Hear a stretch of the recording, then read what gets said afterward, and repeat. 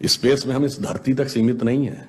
हम वो पहली संस्कृति हैं जिसने तारों की भाषा दुनिया को सिखाई, जिसने नक्षत्रों को संज्ञा दी, जिसने आकाश से गंगा निकाली और जिसने सागर पर सेतु बनाया। मैं तो यह भी पूछना चाहता हूं मेरे भाई, जिन लोगों को लगता हो कि यह कल्पना है, वैसे तो वो आपके अज्ञान के कारण कल्पना लगती, जैसे बहुत सी चीजें विज्ञान की आज से 100-150 साल पहले कल्पना लगती थी, पर उनसे पूछ लो कि भाई ऐसी कल्पना भी तुम क्यों नहीं कर पाए। उसके लिए भी तो इतनी विराट दृष्टि चाहिए कि आप आकाश गंगा तक सोच सकें। तो इससे आप समझिए कि स्पेस में हमारा विस्तार कहां तक था। अब टाइम पे आइए, अभी 2 महीने पहले हम लोगों ने अपना नववर्ष मनाया, तो अभी क्या चल रहा है, ईस्वी संवत 2021। तो किसी का 2021 चल रहा है, किसी का 1400 से चल रहा है।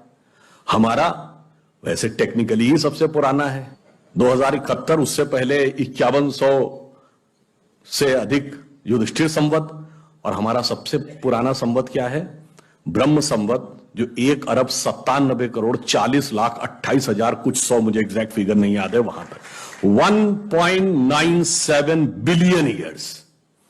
बाकी दुनिया में कोई भी सभ्यता 1000 से ऊपर नहीं जा पाई। किसी संस्कृति में कहा गया 14,000 साल पहले दुनिया बनी, किसी ने कहा 7,000 साल पहले दुनिया बनी, किसी ने कहा 30,000 साल पहले दुनिया बनी। कोई 1 लाख तक भी नहीं पहुंचा और हम 1.97 बिलियन तक पहुंचे। और इसकी प्रामाणिकता क्या है, इसकी वैज्ञानिकता क्या है, इसका प्रमाण देता है दुनिया का सबसे बड़ा कॉस्मोलॉजिस्ट कार्ल सेगन। और ये कार्ल सेगन कोई छोटा मोटा आदमी नहीं था। आप में से जो लोग विज्ञान में रुचि रखते होंगे उनको पता होगा कि first man made object which has gone beyond solar system, सौर मंडल के परे जाने वाला पहला मानव निर्मित उपग्रह वॉयेजर है, जो 1978 में छोड़ा गया था। उस वॉयेजर में एक संदेश अंकित किया गया, उसमें चित्र भी बने हैं, भाषाएं भी लिखी हैं, तरह तरह की वॉइस रिकॉर्डिंग भी है। उस संदेश को जिस कॉस्मोलॉजिस्ट ने बनाया उसका नाम है कार्ल सेगन। तो आप समझिए वो कितना बड़ा और कितना महत्वपूर्ण व्यक्ति था। कार्ल सेगन लिखा है, only the ancient cosmological calculations of Hindus matches with the modern scientific calculations because they went to the billions। और आज हम मानते हैं कि 4.5 बिलियन ईयर है अर्थ की आयु, 1.97 बिलियन हमारे यहां मानी गई। कार्ल सेगन कहता है others were not able to even reach 100,000 and Hindus have calculated up to billions। तो अब ये एक वैज्ञानिक कह रहा है कि हमारा टाइम में कितना लंबा व्याप है और स्पेस में कितना लंबा व्याप है। तो आपको यह समझना चाहिए कि जिसे हम सांस्कृतिक राष्ट्रवाद कहते हैं वो कितना गहरा और गंभीर है। अब मैं आपसे कभी पूछूं कि दुनिया में सभी धर्म संस्कृतियां दावा करती हैं कि हमारे पास बिल्कुल अलग विचार है, हमने बड़ा अच्छा विचार दिया है। अगर हम आपसे पूछें कि हमारी संस्कृति में ऐसा क्या है जो दूसरे में नहीं है, बहुत से लोग कहेंगे साहब उसमें बड़ा सदाचरण की बात कही गई, नैतिकता की बात कही गई। तो लोग कहेंगे ठीक है भाई, दूसरी जगह भी कही गई, शायद कोई फॉलो करता है या नहीं करता। पर मैं अगर आपसे पूछूं कि वो चीज बताइए जो हमारे यहां लिखी और दूसरी जगह लिखी ही नहीं, वो क्या है? आप सबने नाम सुना होगा, Vedic mathematics. Have you ever heard of mathematics as a part of religious text? ये सिर्फ हमारे यहां है। गणित धार्मिक पुस्तक का हिस्सा है। Ayurveda medical science, it is globally accepted as a structured medical science, by name itself is a part of Vedas। Medical science धर्म ग्रंथ का हिस्सा हो, गणित धर्म ग्रंथ का हिस्सा हो, ये दुनिया में कहीं नहीं। बाकी जगह विज्ञान और गणित का धर्म से संघर्ष है, हमारे यहां वो धर्म ग्रंथ से उद्भूत हो रहे हैं। ये फंडामेंटल डिफरेंस है हमारे और उनके बीच में। और इतना ही नहीं, मैं कभी आपसे, आप लोगों ने ध्यान दिया हो अगर, गणित की जो खोज है, वैसे तो बहुत सारी चीजें थी जो अंग्रेजों के आने के बाद छुपा दी गई, क्वाड्रेटिक इक्वेशन हो, अलजेब्रा हो, ट्रिग्नोमेट्री हो, ये सारी चीजें। मगर एक ऐसी चीज है जो कमोबेश सभी लोग मानते हैं, चलो ये तो मान ही लेते हैं कि भारत ने दिया। वो क्या था? शून्य। अब कहा जाता शून्य किसने दिया? आर्यभट्ट ने खोजा। अरे भाई आर्यभट्ट ने खोजा नहीं, आर्यभट्ट की किताब में पहली बार तुमको लिखा हुआ मिला। अगर आर्यभट्ट ने शून्य खोजा तो बौद्ध मत में शून्यवाद का सिद्धांत कहां से आया?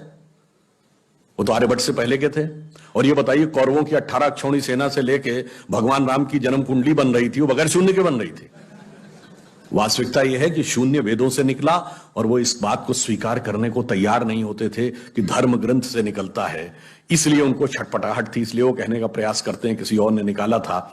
और समस्या क्या है, हमारे यहां तो भगवान राम की जो कुंडली निकली है वो जब नासा के प्लैनेटोरियम सॉफ्टवेयर में डाली गई तो 7114 समथिंग बीसी की डेट निकल आई।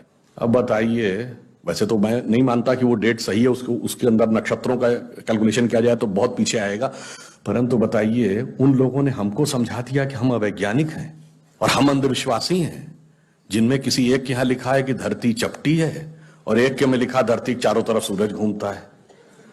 और ऐसे महान ज्ञानदेव पाड़े लोगों ने हम लोगों को समझा दिया कि हम अनसाइंटिफिक थे और धरती को चपटी और धरती को इस सौरमंडल का केंद्र कहने वाले लोग वैज्ञानिक थे। आज भी जब सूर्य ग्रहण या चंद्र ग्रहण होता है, आप नासा की ऑब्जर्वेटरी बताती है ना, 1950 से पहले नासा नहीं था।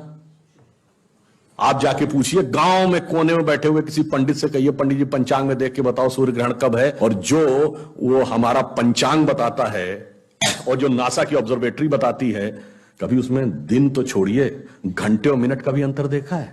हमारा तो कैलकुलेशन 5500 साल से एज इट इज चला रहा है, और उसके बाद उन्होंने हमें बताया कि हम अवैज्ञानिक हैं।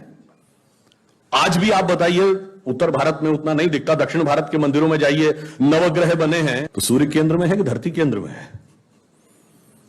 सूर्य के 7 किरणें होती हैं, 7 घोड़े सूर्य के बने कि नहीं मंदिरों में? अब बताइए, ऐसा हमारे दिमागों में भर दिया जाता है। हम सब ने, हम लोगों ने भी विज्ञान में पढ़ा कि सबसे पहले नवग्रहों की खोज किसने की? केपलर ने, Kepler's law of planetary motion.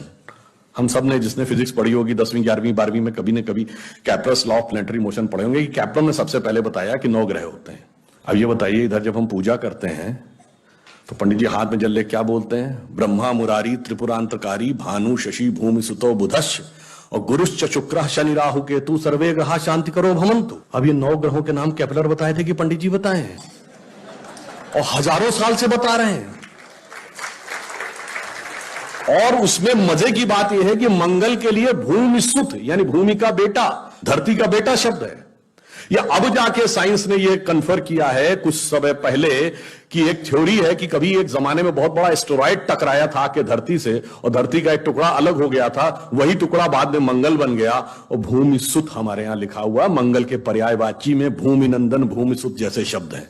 अब आप देखिए क्या वैज्ञानिकता है और कैसे उसको इसमें सम्मिलित किया गया। मैंने क्यों बताया, हमारे यहां विज्ञान और धर्म इस कदर एक मत है कि ये उनकी बुद्धि परप्लेक्स हो जाती है कि कैसे हो सकता है। अब मैं शून्य पे आता हूं, हमने शून्य खोजा, मगर महत्वपूर्ण बात है हमने शून्य क्यों खोजा, हम शून्य खोजने में सफल क्यों हुए और वो क्यों नहीं सफल हो पाए। बड़ी बड़ी दुनिया की civilisation, Chinese civilisation, Mesopotamian, Babylonian, Egypt की सिविलाइजेशन, ग्रीस की civilisation, Roman empire, Turkish empire, Inca, Maya, Aztec, कोई जीरो नहीं खोज पाया। उसका कारण यह है कि जो भी विज्ञान के विद्यार्थी हैं वो शून्य का महत्व समझते हैं। किसी संख्या को आप जितने से डिवाइड करते हैं, x डिवाइडेड बाई n, उसका रिजल्टेंट होता है। जैसे आप n की वैल्यू कम करते चले जाते हैं, रिजल्टेंट बढ़ता जाता है। यानी किसी संख्या को x बटे 20 से x बटे 10 का मान ज्यादा होगा, x बटे 5 उससे ज्यादा होगा, x बटे 4, 3, 2, और जब x डिवाइडेड बाई 1 होगा तो क्या होगा? x हो जाएगा। इसका मीनिंग जानते क्या है? अब मैं आपको बताता हूं ये किस ढंग से हमारे व्यवहारिक जीवन और चेतना का हिस्सा था। आप लोग कभी ये सोचिए कि आपको जीवन में क्या अच्छा लगता है और अच्छा लगना क्या है। मैं बिल्कुल साइंटिफिक एक्सप्लेनेशन की बात कर रहा हूं। Happiness is considered to be an energised state of mind. जब आप खुश होते हैं तो आप ऊर्जा महसूस करते हैं अपने मन में, मस्तिष्क में। अब आपने माना मुझे अमुक गाड़ी से घूमना अच्छा लगता है, अमुक कपड़ा पहनना अच्छा लगता है, अमुक चीज खाना अच्छा लगता है, फला मोबाइल मिल जाए अच्छा, फला जगह घूमने को मिल जाए, से 20 थिंग्स। तो your energised state of mind is associated with 20 things. वो इंटेंगल्ड हो गई है 20 जगह। अब आप अपने मन में सुख के लिए उन 20 वस्तुओं पे आश्रित हैं, तो x डिवाइडेड बाई 20 है।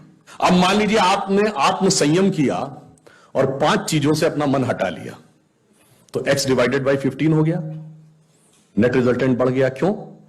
वो ऊर्जा जो उन 5 पदार्थों के साथ संलिप्त थी वो आपने बचा ली, तो वो आपके अंदर रह गई, तो by law of conservation of energy आपका एनर्जी लेवल बढ़ गया। जब आप x/10 पे आ गए, एनर्जी लेवल और बढ़ गया, और संयम किया, 5 चीजों पे आ गए, एनर्जी लेवल और बढ़ गया। अब इसके आगे की यात्रा जो 5 चीजें हैं, उसके आगे की यात्रा x/5 के ऊपर की यात्रा थोड़ी कठिन, चुनौतीपूर्ण है। यह सिर्फ सन्यासी कर पाते हो। 5 चीजें क्या हैं? भोजन, वस्त्र, आवास, श्वास और ईगो, अस्तित्व। तो सबसे पहले क्या छोड़ते हैं? आवास। कहते हैं ना कि करतुल भिक्षा तरतुल वास। अब सन्यासी का कोई घर नहीं होता, तो x/4 हो गया, independent of house, no need. फिर क्या आता है? वस्त्र छोड़ते हैं, नागा साधु या दिगंबर जैन। अब चेतना उस अवस्था तक पहुंच गई जहां दिशा ही आपको अपना वस्त्र नजर आने लगती है, x/3 हो गया। अब भोजन। अब कॉन्शियसनेस उस लेवल पे पहुंचती है जहां पर उसको ऊर्जा लेने के लिए पदार्थ की जरूरत नहीं है, वो सीधे कॉस्मिक एंगल से एनर्जी ले सकती है। जैसे आपने सुना होगा, बहुत से ऐसे महात्मा होते हैं महीनों महीनों तक नहीं खाते। वो एक स्टेज आती है जब आप उस अवस्था में पहुंच जाते हैं कि आप सीधे कॉस्मिक एनर्जी को ग्रहण करने की स्थिति में आ जाते हैं, आपको मटेरियल एनर्जी की जरूरत नहीं। तो x/2 हो गया। अब है श्वास एंड योर एग्जिस्टेंस। जब तक मेरी सांस चल रही है तब तक मैं हूं, पर जिस क्षण आप श्वास को भी नियंत्रण करने की क्षमता प्राप्त कर लेते हैं, your consciousness become independent of your breathing. मैं चाहूंगा तो मेरी सांस चलेगी, जब नहीं चाहूंगा तो सांस नहीं चलेगी, फिर चाहूंगा तो सांस चलने लगेगी। यह अवस्था होती है समाधि की अवस्था। तो आप x/1, तो x/1 is equal to x। अब आपने आत्म स्वरूप का साक्षात्कार कर लिया, परंतु एक चीज रह गई, मेरा एग्जिस्टेंस, मैं एक एंटिटी हूं, मैं एक व्यक्ति हूं, मैं एक पुरुष हूं, मेरा नाम है, वो तो है ना। जिस क्षण आप अपने कॉन्शियसनेस को अपने एग्जिस्टेंस से इंडिपेंडेंट कर लेते हैं, तो n की वैल्यू क्या हो गई? 0। तो x/0 is equal to infinity. तो अनंत की यात्रा शून्य से होकर जाती है, और हम अनंत खोज रहे थे, इसलिए हम शून्य को खोजने में सफल हुए। यह मूल कारण है कि हम भारतीय शून्य को क्यों खोज पाए।